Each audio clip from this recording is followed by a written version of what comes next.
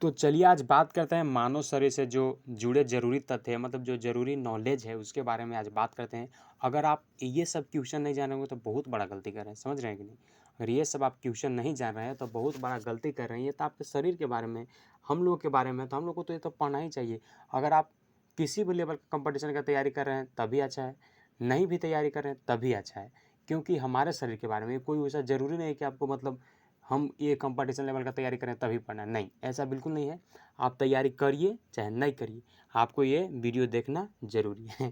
तो स्टार्ट करते हैं। स्पेशल ये SSC MTS वाले के लिए है खास करके, और बाकी जो भी कंपटीशन लेवल का एग्जाम दे रहे हैं उनके लिए भी है, ठीक है। तो चलिए पहला क्वेश्चन बात करते हैं। क्वेश्चन नंबर आपका 1 है कि जो लाल रक्त कण है यानी रेड ब्लड सेल्स जो है उसका निर्माण जो है कहाँ पे होता है? तो आप क्या बताइए, आपको बताना है अस्थि मज्जा में।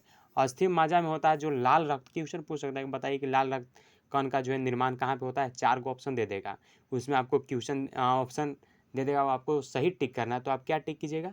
आपको टिक करना है कि अस्थि मज्जा में, ठीक है, इसका जो है निर्माण होता है। तो मेरे हिसाब से लगता है क्लियर हो गया। अगर क्लियर नहीं होता है ना तो डायरेक्ट आप कमेंट कीजिएगा, मैं आप लोगों का कमेंट पढ़ता हूँ। जब कमेंट अच्छा लगता है तो हमको भी अच्छा लगता है कि चलिए आप लोग वीडियो को पसंद करें। क्वेश्चन नंबर बात करते हैं सेकंड की, बताइए कि लाल रक्त कण का जो है जीवन काल जो है कितना दिन का होता है? तो आप क्या बताइए? आपको ऑप्शन देगा 60 दिन, 70 दिन, 80 दिन, 90 दिन, 120 दिन, ऐसे तो 4 का ऑप्शन देगा, लेकिन मैं बता दे रहा हूँ आपको डायरेक्ट टिक करना है 120 दिन। क्वेश्चन समझे कि नहीं? क्वेश्चन कह रहा था कि जो लाल रक्त होता है उस लाल रक्त कण का जो है, रेड ब्लड सेल का जो है, उसका मतलब जीवन काल कितना होता है, लाइफ टाइम कितना होता है? तो क्या बताइए? आपको बताना है 120 दिन, ठीक है। क्वेश्चन नंबर बात कर लेते हैं थर्ड की, बताइए कि श्वेत रक्त कण यानी व्हाइट ब्लड सेल का जो है इसका जीवन काल कितना होता है? तो 1 से 4 दिन। अगर आपसे पूछे कि लाल रक्त कण का जीवन काल कितना होता है तो 120 दिन। अगर वही पूछे कि व्हाइट ब्लड सेल यानी श्वेत रक्त कण का कितना से कितना तक का उसका जीवन काल होता है तो क्या बताए? 1 से 4 दिन तक। याद हो गया हो? हाँ, फर्स्ट क्वेश्चन पूछ रहा था कि जो लाल रक्त है उसका मतलब जो लाल रक्त कण है उसका जो है निर्माण कहाँ पे होता है? तो अस्थि मज्जा में। मेरे हिसाब से लगता है तीनों आपको याद हो गया होगा, ठीक है। चलिए अब बात करते हैं क्वेश्चन नंबर 4 कि जो श्वेत रक्त कण है उसका उसको मतलब क्या चीज कहा जाता है? तो उसको क्या बताएगा? आपको बताना है ल्यूकोसाइट। जो श्वेत रक्त यानी जो व्हाइट ब्लड सेल है उसको क्या कहा जाता है? उसको जो है ल्यूकोसाइट से के भी नाम से जो है वो जाना जाता है, ठीक है। तो मेरे हिसाब से लगता है ये भी क्वेश्चन आपको याद हो गया। क्वेश्चन दे देगा, बताइए जो श्वेत रक्त कण है यानी व्हाइट ब्लड सेल है उसको इस नाम से जाना जाता है, डैश दे दिया। तो आपको अगर वहाँ पर अगर लिखा अगर मिले कि ल्यूकोसाइट है ऑप्शन में तो आप उसी को टिक कीजिएगा, ठीक है। चलिए बात करते हैं। क्वेश्चन नंबर 5 है कि लाल रक्त कण है यानी व्हाइट ब्लड सेल को भी कहा जाता है, तो आप बताइएगा एरिथ्रोसाइट। देखिए लाल रक्त कण को कहा जाता है एरिथ्रोसाइट, और जो श्वेत रक्त कण है उसको कहा जाता है ल्यूकोसाइट। श्वेत रक्त कण को ल्यूकोसाइट, लाल रक्त कण को इरिथ्रोसाइट। क्लियर? एक बार फिर से देखिए, श्वेत को ल्यूकोसाइट और रेड है उसको क्या कहा जाता है? जो लाल रक्त कण है उसको क्या कहा जाता है? एरिथ्रोसाइट। एरिथ्रोसाइट, ल्यूकोसाइट, खत्म। चलिए आज का सेशन बहुत ज़बरदस्त होने वाला, आपको मतलब लगभग क्वेश्चन अधिकतर याद हो जाएगा। क्वेश्चन नंबर बात करते हैं अगला, कह रहा है कि जो शरीर का जो ताप नियंत्रक होता है क्या होता है? बताइए शरीर का ताप नियंत्रक क्या है? तो आप बताइएगा हाइपोथैलेमस ग्रंथि। ये जो होता है शरीर का जो ताप मतलब कहाँ कैसा कहाँ हो रहा है उसका जो है ये नियंत्रण करता है, ठीक है। कौन सा ग्लैंड इंग्लिश में बात किया जाए तो हाइपोथैलेमस ग्लैंड, ठीक है। चलिए समझ पाओगे ना। चलिए क्वेश्चन नंबर अगला बात करते हैं कि मनुष्य यानी जो ह्यूमन है इसके जो है सर्वदाता रक्त समूह कौन सा है? मतलब यूनिवर्सल डोनर जो ब्लड है कौन सा है? तो आप क्या बताएगा? आपको बताना है ओ जो है मतलब यूनिवर्स। एग्जाम में बहुत बार पूछता है कि बताइए कि यूनिवर्सल डोनर कौन सा है। आपको ऑप्शन दे दिया A+, AB+, O। तो आप किसको टिक कीजिए? आपको टिक करना है ओ को जो है यूनिवर्सल डोनर के नाम से जाना जाता है, ठीक है। चलिए तो मेरे हिसाब से लगता है कि आपको याद हो गया होगा।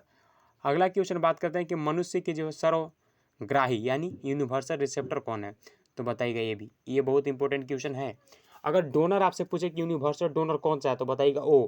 अगर पूछे कि यूनिवर्सल रिसेप्टर मतलब डोनर मतलब दान कर सकता है और रिसेप्टर मतलब एक्सेप्ट कर सकता है, मतलब कोई का भी ब्लड जो है ले सकता है। कौन? जिसका AB रहेगा, AB ब्लड ग्रुप, वो ले सकता है, और जिसका O रहेगा वो किसी को भी दान कर सकता है। ऐसा नहीं कि ए जैसे होता है कि ए को ही दान करेगा, बी को ही दान करेगा, तो उस प्रकार से तो है। लेकिन ये जो है ओ आपका किसी को भी दे सकता है। ये मेन आदमी है, समझ जाते। यूनिवर्सल मतलब पूरा का डॉन है, समझ जाते, किसी को भी दे सकता है, ठीक है। और जो AB है ये किसी से भी ले सकता है, इसको कोई दिक्कत नहीं, ठीक है। चलिए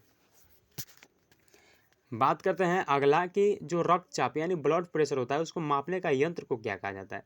तो आप क्या बताइए, आपको बताना है सिर्फ मैनोमीटर जो है वो बताइएगा। ठीक है, क्या बताइएगा, आपको बताना है सिर्फ मैनोमीटर। क्या बताइएगा, पूछ सकता है एग्जाम, बताइए जो ब्लड प्रेशर है उसको जो यंत्रक होता है मापने का उसको क्या कहा जाता है, चाहे बताइए, नाम बताइए क्या है। तो आप क्या बताइए, आपको बताना है सिर्फ मैनोमीटर। ठीक है, थोड़ा सा उच्चारण देख लीजिएगा। ठीक है, वैसा कोई दिक्कत नहीं है। चलिए, अगला क्वेश्चन है कि ब्लड बैंक यानी ब्लड बैंक को कहा जाता है तो क्या कहा जाता है बताइए। तो इंग्लिश में बोले तो स्प्लीन और हिंदी में बोले तो पलीहा। पलीहा कहा जाता है ब्लड बैंक को, क्या कहा जाता है, तो पलीहा बताइए। ठीक है, अगला क्वेश्चन है कि भोजन का जो पाचन आरंभ होता है बताइए। जो भोजन है, हम लोग जो भोजन खाना खाते हैं उसका पाचन जो डाइजेस्ट होता है वो कहाँ से आरंभ हो जाता है बताइए। ऑप्शन दे देगा तो आप क्या कीजिए, आपको टिक करना मुंह से, यानी मुख से जो है ये मतलब शुरू हो जाता है पाचन इसका। ठीक है, क्वेश्चन नंबर बात करते हैं नेक्स्ट कि पचे हुए भोजन का जो है अवशोषण होता है कहाँ होता है। ऑप्शन दे दिया, छोटी आंत में, बड़ी आंत में, स्टोमच में और कहीं दे दिया। तो आप क्या कीजिएगा, आपको बताना है छोटी आंत। छोटी आंत में जो है जो पचा हुआ भोजन है मतलब जो डाइजेस्टेड हो गया भोजन उसका अवशोषण मतलब निकालने का जो आती है वो कहाँ पे होता है बताइएगा, स्मॉल इंटेस्टाइन में। ठीक है तो मेरे हिसाब से लगता है ये भी आपको याद हो गया होगा। अगला बात करते हैं पित्त यानी जो बाइल स्रावित होता है कहाँ होता है तो बताइए यकृत यानी लीवर में। जो पित्त होता है यानी जो इंग्लिश में अगर बोले तो बाइल का जो स्रावित मतलब निकलता है वो कहाँ से निकलता है तो बताइए यकृत यानी लीवर के द्वारा। ठीक है, चलिए याद हो गया होगा ना। क्वेश्चन नंबर नेक्स्ट की विटामिन ए जो है संचित होता है कहाँ पे होता है तो विटामिन ए जो आपका संचित होता है यकृत में। कहाँ पे, एग्जाम में पूछ दिया कि बताइए विटामिन ए जो है संचित होता है मतलब कहाँ पे होता है तो आप क्या बताइए, विटामिन ए जो है आपका यकृत में होता है संचित। ठीक है, चलिए क्वेश्चन नंबर नेक्स्ट बात करते हैं कि शरीर के सबसे बड़ी ग्रंथि। ये बहुत बहुत इंपॉर्टेंट क्वेश्चन है, पूछ सकता है क्या, पूछता है बहुत बार कि बताइए कि मतलब शरीर का सबसे बड़ी ग्रंथि कौन है यानी लार्जेस्ट ग्लैंड कौन सा है। आपको ऑप्शन दे दिया तो आप टिक कीजिएगा लीवर यानी जो यकृत है ये जो है सबसे बड़ा ग्रंथि है। ठीक है, चलिए क्वेश्चन नंबर नेक्स्ट बात करते हैं कि सबसे छोटी ग्रंथि कौन सा है। बड़ी तो हम लोग जान गए कि आपका यकृत हो गया, लेकिन छोटी तो पिट्यूटरी ग्लैंड। ठीक है, यानी स्मॉल ग्लैंड कौन है तब पिट्यूटरी ग्लैंड जिसको बोलते हैं हम लोग मास्टर ग्रंथि के नाम से। ठीक है, ये है। तो आप समझ गए ना कि अगर पूछे एग्जाम में कि बताइए शरीर की सबसे बड़ी ग्रंथि कौन है तो यकृत यानी लीवर, और अगर पूछे कि सबसे छोटी स्मॉल ग्लैंड तो बताइएगा मास्टर ग्रंथि जिसको बोलते हैं पिट्यूटरी ग्लैंड। ठीक है, चलिए क्वेश्चन नंबर नेक्स्ट बात करते हैं कि मनुष्य की में जो है पसली यानी रिब्स की संख्या कितनी होती है तो 12 जोड़ी।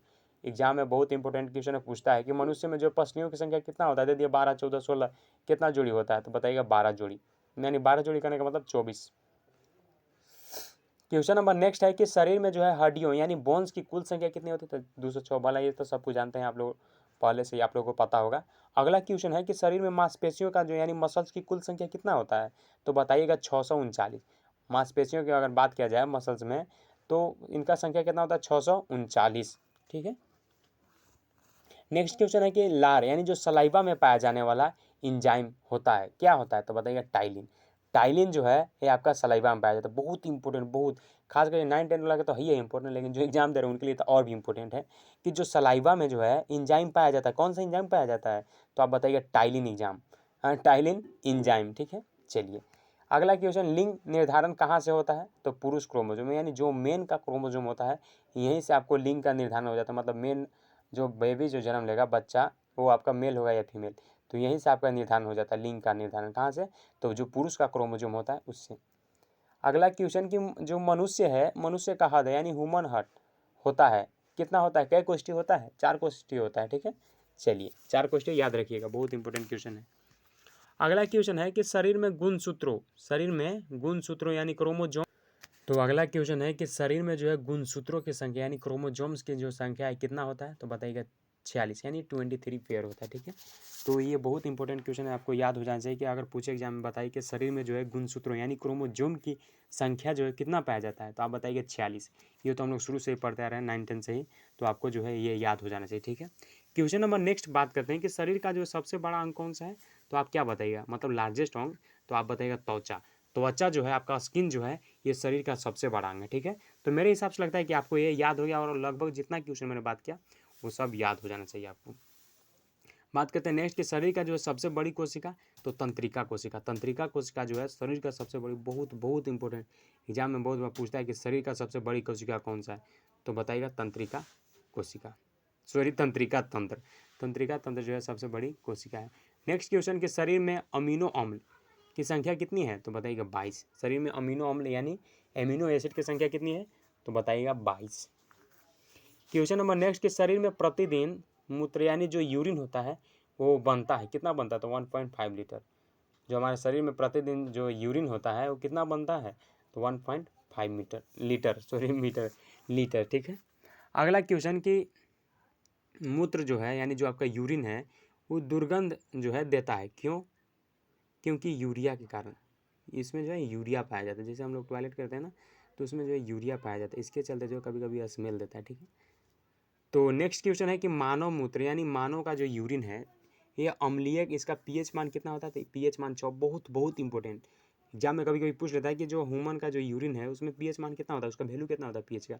तो बताइएगा 6, ठीक है।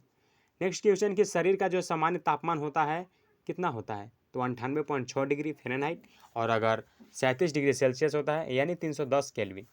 अगर फ़ारेनहाइट में बात किया जाए तो 98.6 डिग्री होता है फ़ारेनहाइट, और अगर सेल्सियस में बात किया जाए तो 37 डिग्री, और केल्विन में बात किया जाए तो 310। ये आपको याद हो जाना चाहिए, बहुत इंपॉर्टेंट क्वेश्चन है कि पूछता है एग्जाम में कि बताइए शरीर का जो सामान्य अगर जनरली अगर तापमान पूछा जाए तो अगर आपसे पूछ दिया कि फ़ारेनहाइट में कितना होता है, 4 ऑप्शन दे देगा, तो आपको टिक करना है कि 98.6 डिग्री, और अगर वही सेल्सियस में दे दिया तो 37 डिग्री, और अगर केल्विन में दे दिया तो 310 केल्विन। नेक्स्ट क्वेश्चन कि मानव शरीर में जो है टीबिया नामक जो है हड्डी पाई जाती है, कहाँ पाया जाता है? तो बताइए पैरों में, पैरों में जो है टीबिया नामक जो हड्डी है वो पाया जाता है, ठीक है। नेक्स्ट क्वेश्चन याद हो गया होगा। नेक्स्ट क्वेश्चन कि दांतों और हड्डियों की संरचना के लिए जो है आवश्यक तथ्य, मतलब जो दांत है हमारा, टीथ है, जो हड्डी है बोन्स है, उसका संरचना मतलब उसके बनावट के लिए जो कौन सा तत्व की आवश्यकता होता है? तो कैल्शियम एंड फास्फोरस। बहुत बहुत इंपॉर्टेंट, ये क्वेश्चन बहुत इंपॉर्टेंट है, बहुत बार पूछता भी है कि बताइए दांतों और हड्डियों की संरचना के लिए जो कौन सा तत्व की आवश्यकता है? 4 ऑप्शन दे देगा, आपको टिक करना है कैल्शियम और फास्फोरस, ठीक है। चलिए क्वेश्चन नंबर नेक्स्ट बात करते हैं कि रुधिर को जो है थक्का जमने यानी ब्लड क्लॉट है वो जम जाता है किसके सहायता से? तो बताइएगा प्लेटलेट्स, प्लेटलेट्स के चलते जो है ये जम जाता है, ठीक है। मस्तिष्क तथा सिर के अध्ययन से संबंधित है, मस्तिष्क तथा सिर जो है अध्ययन मतलब इसका जो पढ़ाई करेंगे किस चीज़ से संबंधित है? तो बताइएगा फ्रेनोलॉजी, फ्रेनोलॉजी इसके अंदर आता है। फ्रेनोलॉजी का अगर आप पढ़िएगा तो इसमें अधिकतर आपका मस्तिष्क जो है और सिर जो है इस सब के बारे में पढ़िएगा, ठीक है, फ्रेनोलॉजी में।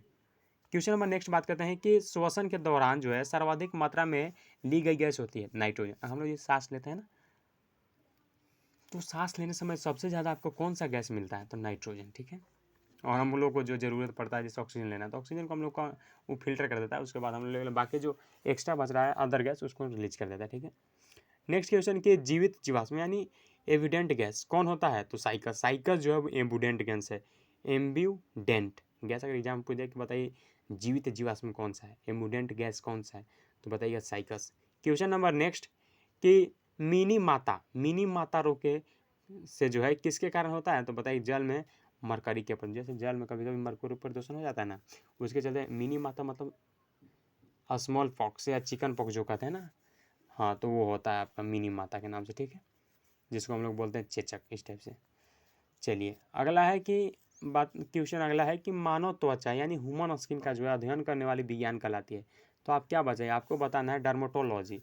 जो डर्मेटोलॉजिस्ट है ये सब जो है आपका जो ये सब अगर पढ़ाई करेंगे ना, जो डर्मेटोलॉजी इसकी अगर आप पढ़ाई करेंगे तो आपको मानव के त्वचा स्किन के बारे में जो है अध्ययन किया जाता है। अगर वही लिस्ट डर्मेटोलॉजिस्ट हो गया तो मतलब जो व्यक्ति पढ़ाई करता है इसके बारे में, ठीक है। अगला क्वेश्चन कि कीड़ों के अध्ययन करने वाले विज्ञान को कहा जाता है? तो आप बताइएगा एंटोमोलॉजी, कीड़ों का अध्ययन करने के लिए एंटोमोलॉजी। और अगर वही मानव के अगर त्वचा के बारे में अगर अध्ययन करना है, स्किन के बारे में अध्ययन करना है, वो विज्ञान आपको क्या कहा जाता है? तो आप बताइएगा डर्मेटोलॉजी। विज्ञान अगर शरीर के त्वचा के बारे में अगर पढ़ना है तो आप बताइएगा डर्मेटोलॉजी। अगर वही कीड़ा के अगर बारे में अध्ययन करना है तो आपको बताइएगा एंटोमोलॉजी। एंटोमोलॉजी मतलब कीड़ा के अध्ययन के लिए, और त्वचा के लिए तो डर्मेटोलॉजी, ठीक है। चलिए क्वेश्चन नंबर नेक्स्ट की पित्त बाइल यानी किस अंग के द्वारा जो है पैदा किया जाता है? तो बताइए यकृत के द्वारा। ये हम लोग थोड़ा सा पहले भी पढ़े थे और अभी भी पढ़ लीजिए कि जो पित्त यानी जो बाइल जूस है वो आपका किसके द्वारा पैदा किया जाता है? तो लीवर के द्वारा, ठीक है, जैसा कि आप लोग पीछे में देखेंगे कि लीवर से अटैच रहता है, ठीक है। क्वेश्चन नंबर नेक्स्ट कि मानव शरीर में जो है रुधिर बैंक यानी ब्लड बैंक जो है का कार्य कौन करता है? तो बताइए तितली, यानी जो स्प्लीन होता है ये जो है ब्लड बैंक का कार्य करता है, ठीक है, काम करता है। नेक्स्ट क्वेश्चन कि शरीर में हेमोग्लोबिन का कार्य क्या होता है? तो शरीर में हेमोग्लोबिन का भला ये कौन नहीं जानता है? तो ऑक्सीजन का परिवहन, मतलब ऑक्सीजन का यहाँ से वहाँ ट्रांसफर करने का काम होता है हेमोग्लोबिन का। नेक्स्ट क्वेश्चन कि हेमोग्लोबिन में क्या होता है? तो हेमोग्लोबिन में लोहा होता है, आयरन होता है, ठीक है। ये सब जानते हैं, आपको जानना बहुत ज़रूरी है। नेक्स्ट क्वेश्चन है आपसे कि बताइए कि जो आपका मानव शरीर से, जो अब ये वीडियो लास्ट ही होने वाला है, कि मानव शरीर में जो है खून किसके उपस्थिति के कारण नहीं हो जमता है? तो बताइए हेपरिन। हेपरिन अगर जिसके मानव शरीर, मतलब कोई भी अगर व्यक्ति अगर उसके शरीर में अगर हेपरिन है तो ये अगर रहेगा तो उनमें जो उसके अंदर जो है जो खून जो है वो नहीं जमेगा, ठीक है। चलिए, हेपरिन होना भी जरूरी है। नेक्स्ट क्वेश्चन कि रुधिर जो है, रुधिर के प्लाज्मा में किसके द्वारा जो है एंटीबॉडी निर्मित होती है? तो बताइएगा लिम्फोसाइट। जो रुधिर के जो प्लाज्मा में है उसमें किसके द्वारा एंटीबॉडी निर्मित होता है? तो बताइए लिम्फोसाइट। लिम्फोसाइट के द्वारा जो है रुधिर के प्लाज्मा में किसके द्वारा एंटीबॉडी निर्मित होता है? क्वेश्चन पूछा था, बताइए कि एंटीबॉडी जो है रुधिर के जो प्लाज्मा है उसमें किसके द्वारा होता है? तो बताइए लिम्फोसाइट के द्वारा, ठीक है। क्वेश्चन नंबर नेक्स्ट है कि लाल रक्त यानी कनिकाओं यानी आरबीसी के बारे में बात किया जाता है। ये जो है शमशान कहा जाता है, किसको कहा जाता है? पलिहा को। आरबीसी का शमशान किसे कहा जाता है? तो बताइएगा पलिहा को। पलिहा को जो है आरबीसी के शमशान के नाम से जाना जाता है, सोच सकते हैं। क्वेश्चन नंबर नेक्स्ट बात करते हैं कि क्रेबस चक्र जो है यानी क्रेबस साइकिल में जो है किसका संश्लेषण होता है? तो आप बताइएगा पायरुविक अम्ल। जो पायरुविक अम्ल होता है इसका जो है आपका संश्लेषण होता है किसमें? तो क्रेब्स साइकिल, जो क्रेब्स चक्र है इसमें किसका संश्लेषण होता है? तो पायरुविक अम्ल यानी पायरुविक एसिड को, ठीक है। क्वेश्चन नंबर लास्ट है, अब दो के बाद लास्ट ही हो जाएगा, कि मानव शरीर में जो है यूरिया का निर्माण कहाँ होता है? तो बताइए यकृत में। यकृत में जो है आपका मानव के शरीर में जो है यूरिया, क्वेश्चन इंपॉर्टेंट है, पूछ सकता है एग्जाम में कि बताइए कि हम लोग जैसे हम लोग में जो है यूरिया का निर्माण कहाँ होता है? तो यकृत यानी लीवर में, ठीक है। चलिए, क्वेश्चन नंबर नेक्स्ट है कि जो रक्त है इसका जो अशुद्धियाँ हैं किस अंग में जाकर छनती है? तो बताइएगा वृक्कों में। जो वृक्कों है उसमें जो है रक्त का, मतलब जो ब्लड का जो अशुद्ध है, जो इम्प्योर चीज़ है वो जा करके छनता है, कहाँ? वृक्कों में। नेक्स्ट क्वेश्चन कि श्वसन की क्रिया कहाँ जो है आपका संपन्न होती है? तो बताइए माइटोकॉन्ड्रिया में। माइटोकॉन्ड्रिया में जो है आपका श्वसन का, मतलब जो श्वसन का जो क्रिया होता है कहाँ पे संपन्न होता है? मतलब सांस उस लेने का जो क्रिया है वो कहाँ पे संपन्न होता है? तो बताइएगा माइटोकॉन्ड्रिया में। तो मेरे हिसाब से लगता है कि आज का वीडियो बहुत इंपॉर्टेंट हुआ। अगर चैनल पर नए हो तो सब्सक्राइब कर लीजिए ताकि आने वाला एक भी वीडियो का आप मिस ना कर सके। यहाँ पे हर बार ऐसा ही वीडियो को लेकर के आते हैं और करंट अफेयर्स को यहाँ पे पढ़ाया जाता है। तो चैनल पर नए हो तो जरूर सब्सक्राइब कर लीजिए और दोस्तों के साथ जरूर शेयर कीजिएगा ताकि आने वाला हर वीडियो का नोटिफिकेशन आपको मिले और आपके दोस्त को। Thank you so much.